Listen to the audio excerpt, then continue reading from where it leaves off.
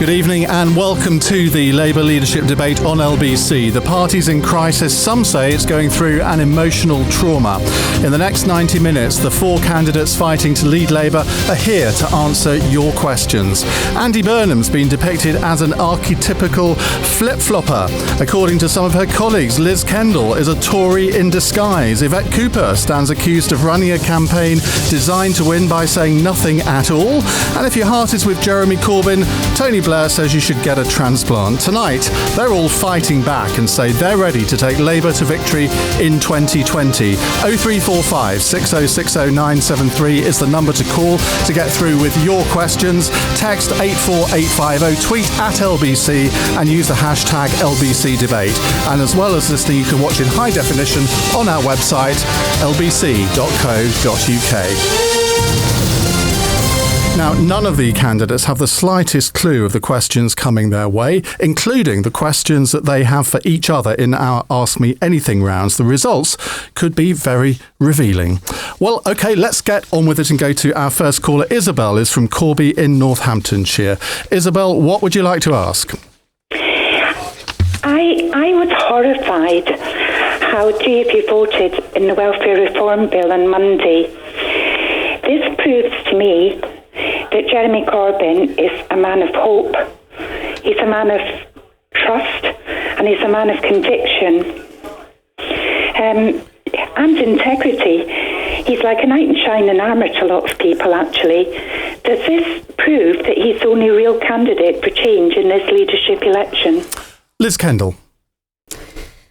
No, none of us in the Labour Party want to see tax credits cut from low paid and poor families.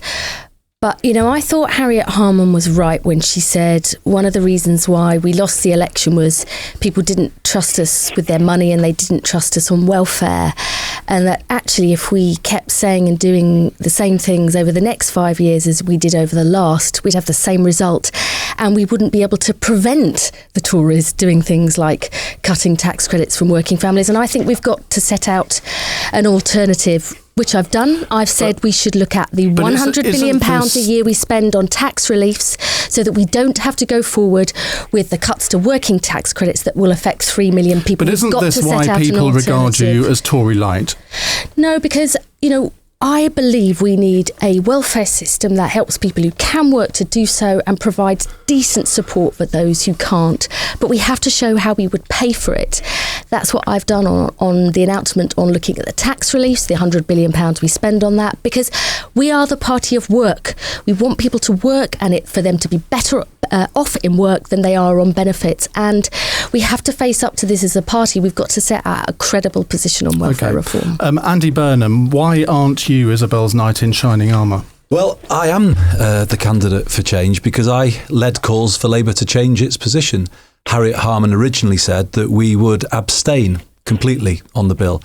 And I said I couldn't do that because this was a bill which would put children into poverty, a bill that unravelled all of the things we did on tax credits to support people in work. And no, we didn't, because a motion was tabled which said Labour doesn't give the bill a second reading, and that was as a result of that pressure. But it wasn't strong enough, to be honest, Iain. I wanted it to be stronger. But the right thing to do in those circumstances, having moved the party's position, is then to not put the party into a great big rift and split the party, because, you know, that doesn't serve ordinary people if we have an opposition that can't stand up for them. You know as well as I do that people don't like politicians who aren't consistent. You said this bill was unsupportable, and yet you didn't vote against it, and your support over the last few days has been leaching to Jeremy because of that. No, unsupportable, and I didn't support it. And indeed, we voted. You didn't oppose it. We voted. And indeed, we voted again. Yeah, we did. We voted against the bill. You abstained. The amendment said this House declines to give the bill a second reading. That is voting against, Iain. But I've said I wanted the position to be stronger. But there's a bigger point here, isn't it, in politics? Leadership is not splitting the party. Leadership is recognising that you have to come to a position amongst yourselves. I personally believe that the party was in the wrong position, and I said that very clearly. But it would be wrong, in my view, to lead a rift in the party that then means the opposition can't speak up for people because it's so divided and it's fighting each other. Do you regret abstaining now? No, it was the right thing to do. In terms of not causing a rift in the party, I tried to move the party to a stronger position, but having come to a position and having moved its position, it was right to support it. Isabel thinks that Jeremy Corbyn is the only candidate for change. On this issue, how are you the candidate for change, Yvette Cooper?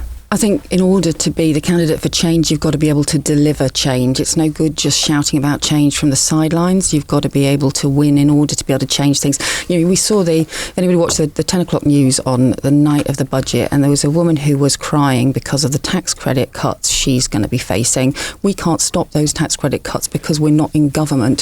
So we have got to, I think, have a very strong campaign throughout the summer to campaign against the really damaging things the Tories are doing to families. But we've also got to be strong enough to win and to actually get rid of the Tories from government. Do you understand the anger that there is in your party's grassroots over this, at the positions that the three of you have taken on this issue? I mean, I've got a few of the emails here, but we've literally had hundreds of questions on this particular issue from your activists. They, to put not too fine a point on it, are disgusted at what the three of you and indeed a lot of your other MPs have done. Do you understand the depth of feeling about this? Yeah, and it's a complete mess, is the truth. And, you know, the fact is we did have a first vote. Is that Harriet Harman's fault? Well, look, you know, when we all have part of a shadow cabinet. Well, you just called it a complete mess. That's pretty strong. Surely that mess is down to your acting leader, Harriet Harman. I don't think it's been handled right, but I think we should be opposing the measures within this bill that are going to hit families very hard. You had this discussion with Andy, I think, showed the mess and tangle that we've got into about parliamentary procedure that has actually ended up just making everybody confused what it is we stand for. Because people back at home, they don't get what Andy would call, or in fact what you all call a reasoned amendment. It doesn't mean anything, does it? It was a vote to block the bill. The truth is, if that vote had gone through, the thing that we all voted for was a vote to block the whole bill, to ditch it completely. So that was us voting against all of the welfare reform bill. But that's got completely lost in the muddle over the second vote, which was frankly a messy compromise to try and hold the party together, and it failed. Right. It didn't do that. Let's go. So what we've got to do now, over the next few months, I think, is campaign very strongly, not just against the tax credit cuts that Harriet's talked about, but also against things like the two-child policy, which I think will be really damaging for families with three kids who are going to end up worse off in work. Let's go to Isabel's knight in shining armour, Jeremy Corbyn. Do you understand why your three colleagues here voted in the way that they did? Yes, I do, and I don't agree with them. It's not complicated. The reasoned amendment that was put forward included specifically in it agreement with the idea of a benefit cap, a two-tier benefit cap, 23k in London, 20k outside. We've never had any benefit system before in this country that has different geographical points to it. I think that's quite a significant change. And a very interesting map The Guardian produced the next day showed that under the existing 25k a year benefit cap, it's mainly people in London and the South East that are affected. It's social cleansing of constituencies like mine because the rents are too high and the benefits are too low. And in the absence of rent controls, benefits have to go up. And so this policy will now affect much larger parts of the country. I think we should have just said quite clearly, we are against this bill because we know what it's going to do. Everybody is apparently against the bill. So why, as a party, there was pressure on colleagues to abstain, I think is a big mistake. I hope we've learnt the lesson from that, and I hope we will seriously oppose this bill and seriously oppose the direction of travel that this government has on welfare when you look at the levels of desperate child poverty and poverty in Britain today. This idea that you are a knight in shining armour, do you not understand that in order to bring the books back into balance, there has to be reductions in the DWP budget? It's one of the largest budgets, well, I think it is the largest budget in government. So is there nothing that you think ought to be cut in the welfare budget? There has to be a growth in the economy, well, there is a growth in the greater economy. Income into the economy and greater levels of collecting of tax for those that choose not to pay it at the present time, in order to make sure that those with disabilities, those living in desperate poverty, children of large families don't suffer. But actually, the best way of reducing the benefit bill is getting more people into work. And that's exactly what the government has done, isn't it? Because employment is at an all-time high. We have 3% growth rate. I mean, I don't know if you're promising more than that. Indeed, there is a growth rate of some sort. But the point I would make is that the large number of people working now are in part-time jobs or zero-hours contracts, so they have great difficulty in making Most ends of the meet. jobs created at the moment are full-time. There's 800,000 people on zero-hours contracts. And some of them actually want to be, don't Can I they? just jump in on this point, though, because I think people listening, people watching need to understand that the three of us are in a different position to Jeremy. We're in the shadow cabinet. And when you are in the shadow cabinet, you have to play your part in having the discussion where a range of views are expressed, but then you have to accept that there has to be a position reached, and then leadership is important because then you have to hold to that position. Now, it wasn't a position that I agreed with, and I'm quite clear. As leader, I would oppose this bill all the way, and I would expect loyalty from the entire PLP in the way that I showed loyalty this week. Let's just ask your colleagues, would you oppose this bill all the way if you were leader, Liz Kendall? I would set out an alternative, and I think that's not there's answering my a difference question. Would you here. oppose it, yes or no? Not unless we could show our own alternative, because people didn't trust us on welfare. Okay. They didn't trust us. Would you oppose it if you were leader? Yeah, if we can't get the changes that we called for, then yes, I would oppose it. Okay, right, let's move on. Anthea is in Waltham Abbey, and she would like to put her question. Anthea, good evening. Hello, everybody. Hello. In 1997, even people who didn't vote for Tony Blair were a little bit excited about his government and what he might do. But now, whatever he says on any subject, people just want to do the opposite of what he says. So should Tony Blair take a back seat from British politics and keep quiet? Well, before we get your answers, let's hear a quick clip of Labour's most successful leader. In the next few years, there are some very tough things happening in public services, in welfare. People are going to feel very disenfranchised, very dispirited. It is easy and enormously tempting for the Labour Party in those circumstances to just become a platform for that protest. But again, we know what happens when that happens.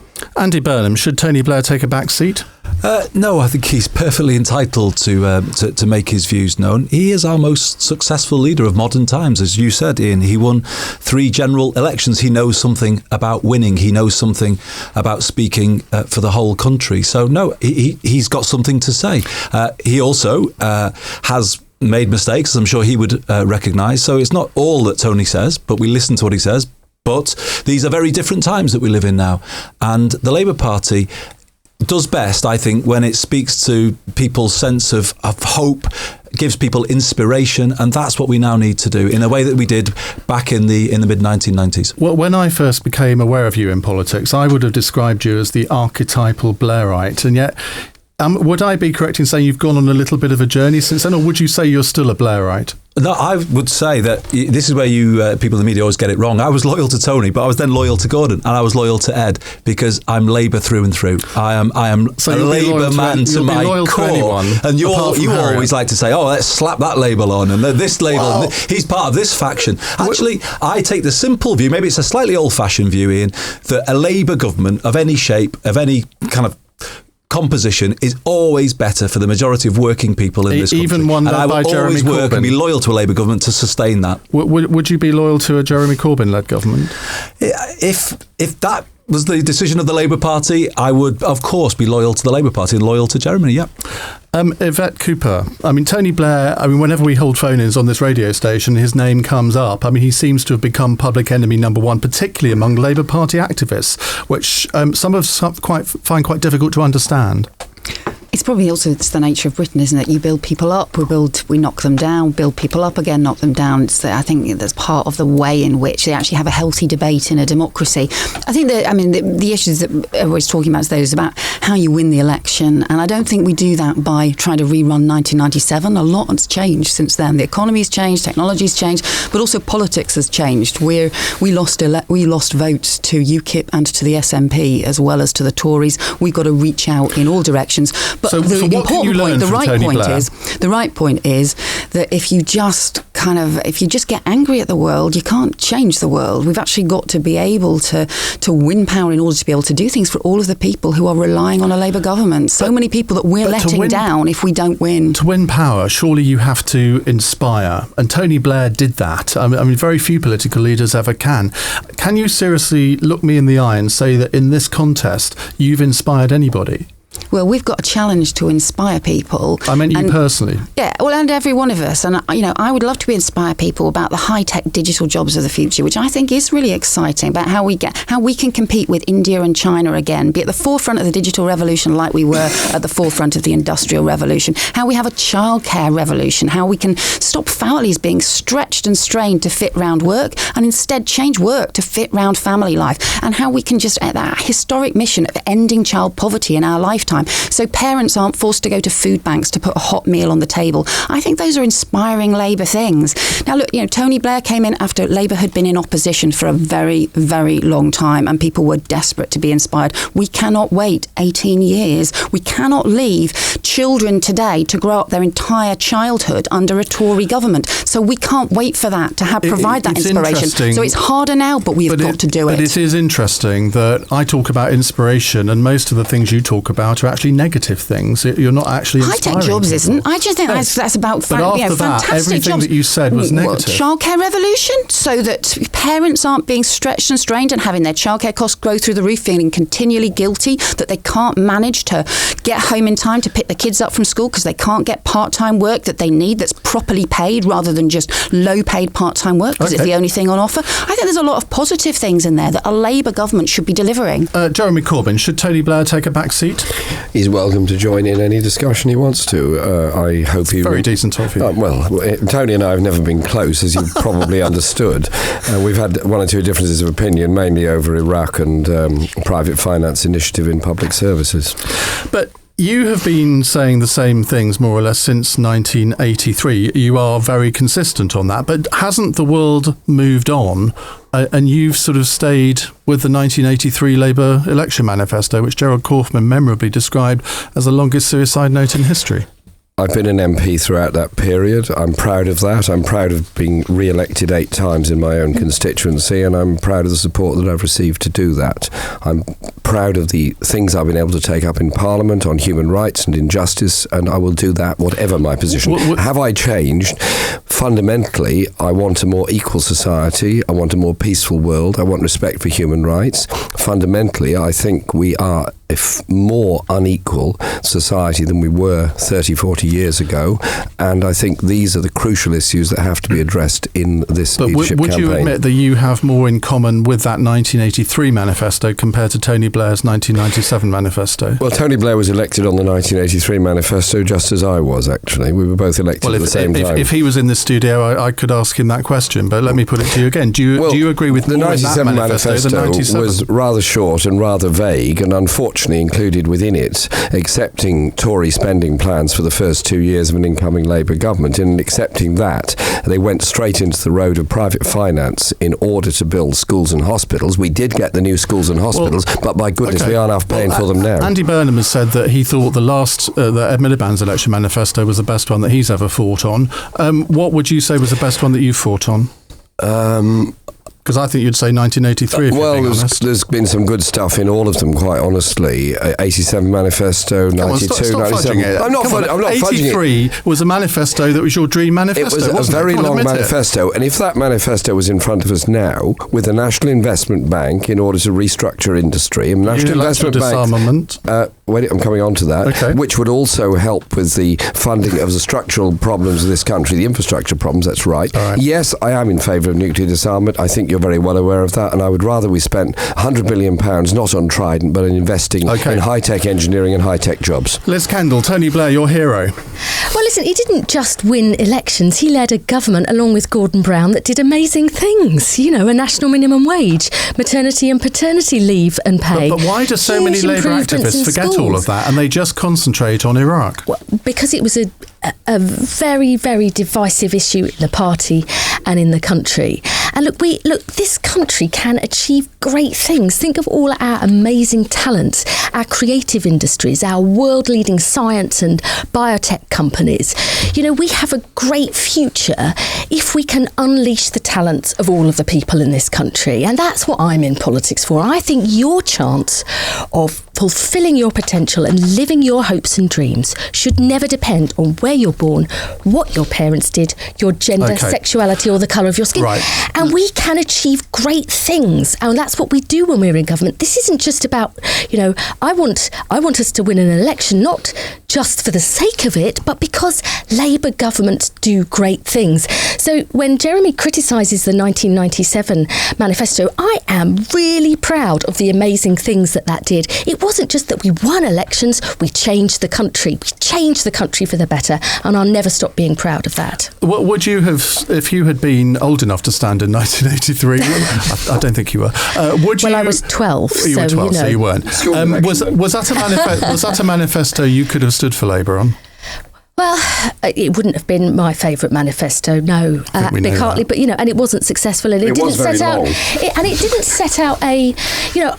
I believe in a country where the people can fulfil their potential. It's not just about. You've said what that. Let's move on to our next question. This is about a vision for the future, Iain. Let's move on to our next question. Adnan is in Oxford. Adnan, what would you like to ask? Hi there. My question is, why is Liz Kendall and all of her supporters Labour members? Surely they would be better off with the Conservative Party. Well, short and sweet. Jeremy Corbyn, would you like to see Liz Kendall join the Conservative Party? No. Liz Kendall's a member of the Labour Party. She's obviously very happy to be in the Labour Party and very active and makes a very good contribution. She and I do have some differences of opinion on the way the party should go, the role of the private sector versus the public sector. Debate in the party is something I've lived with all my life. We've all lived with it all our life. It is a pretty broad church. Yvette Cooper, isn't this all about the fact that your campaign people, maybe Andy's, maybe Jeremy's as well, have been briefing that Liz Kendall is really a Tory?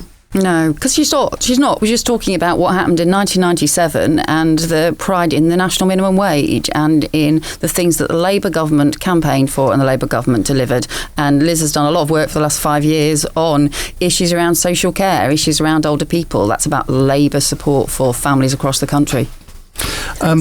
Andy Burnham, do you think that Liz is sort of behind the scenes a bit of a secret Tory? No, I don't at all. I worked with Liz when we were in government. I worked with Liz in opposition.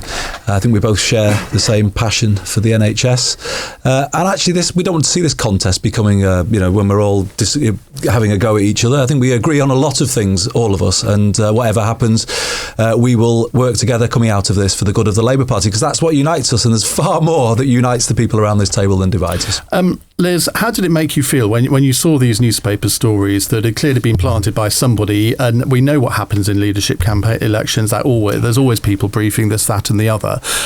But, I mean, did it hurt you in any way? No, because you've been called worse than a Tory. Because I know my beliefs and my heart and my values. And I do believe that we need to be a party that believes in sound public finances, because unless we get the deficit and the debt down, we won't get the money we need to invest in our public services. And I believe in, great schools in every part of the country. I think we should get away with the obsessions with structures. I think we should be properly funding our armed forces. We all do that. You see, this is where you all come out with these motherhood and apple pie things that nobody can really disagree with.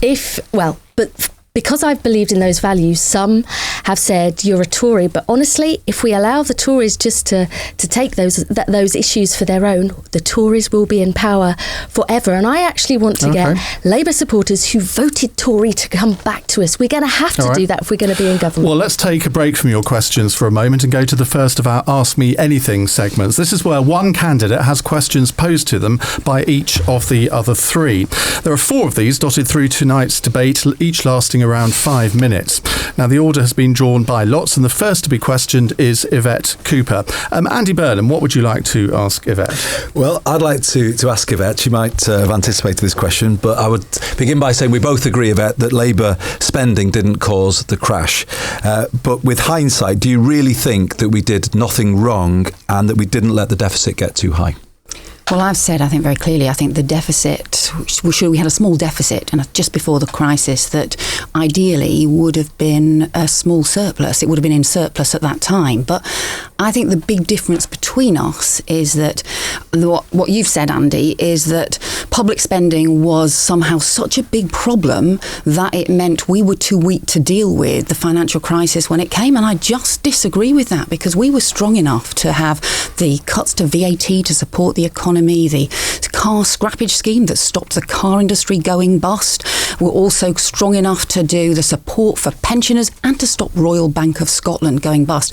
And my fear is that what you're doing, I think, is sort of falling into a Tory trap here, that, instead of looking what happened with the deficit, which is actually that tax revenues didn't come in, and there was a problem with that, is saying that somehow public spending, Labour's public spending on schools, on hospitals, on Sure Start, was such a big problem before the crisis that you had to apologise for it. That's what you did. You apologised for it. That is falling into George Osborne's trap. That's what he wants you to say. But my fear is you're saying that we did nothing wrong and everything was fine.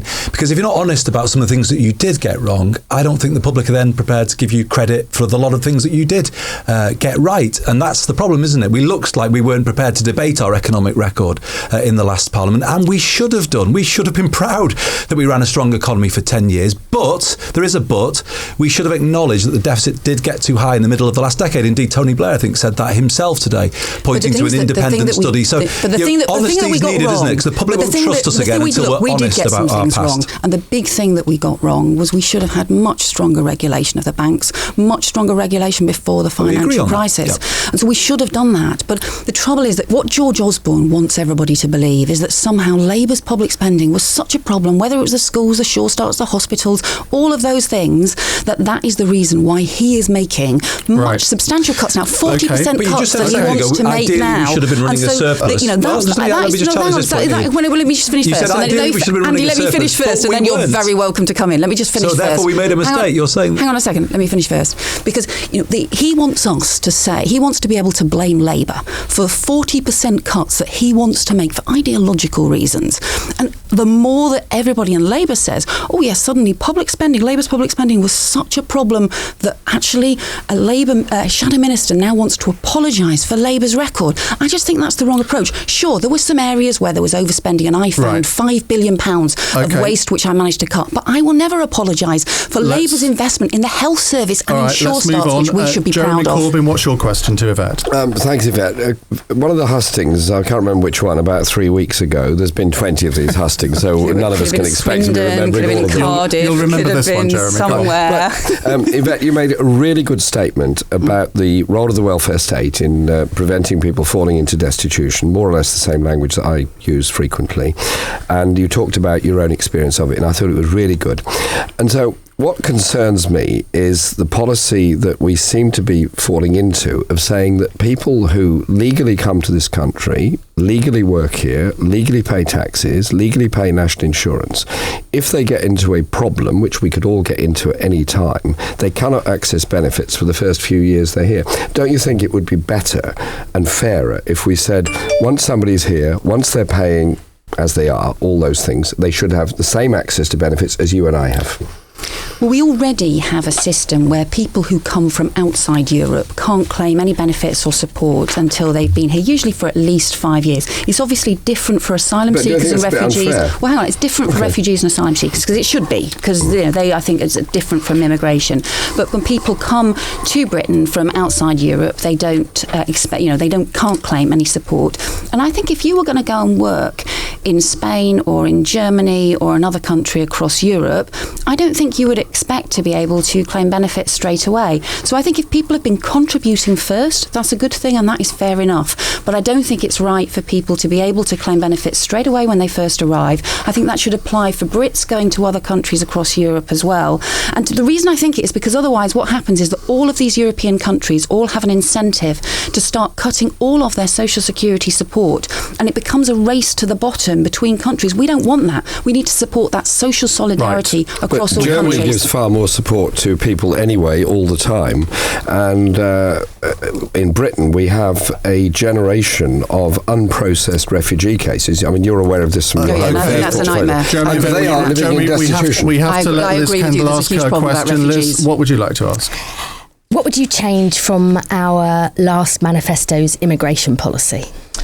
I think we need a much stronger enforcement on exploitation. So we did start to talk about the real problem, which is when people have come to Britain wanting to support their families, end up being exploited, end up being used to undercut local pay and jobs. And that also is bad for not just those who've come to try and support their families, but also local workers who end up being undercut, and also the employers who end up being responsible employers who end up being undercut by those who are dodgy and are not playing by the rules. I think we should probably have gone much further in terms of how are you going to actually enforce that? Because talking about changing the law, talking about strengthening the law on the exploitation is absolutely right, but unless there's some way of enforcing it, nothing's going to happen. Like how? Right. For example, the Gangmasters Licensing Authority was actually much too weak. We should have a much stronger enforcement. You could use local authorities with it. You could have a new enforcement mechanism across the country, but something that actually makes sure the rules are enforced, because otherwise nobody has confidence in the system. On the 7th of July, I was in Scotland at the Gleneagles Hotel, where we were having the major international summit, the G8 summit. And this was literally the day after we'd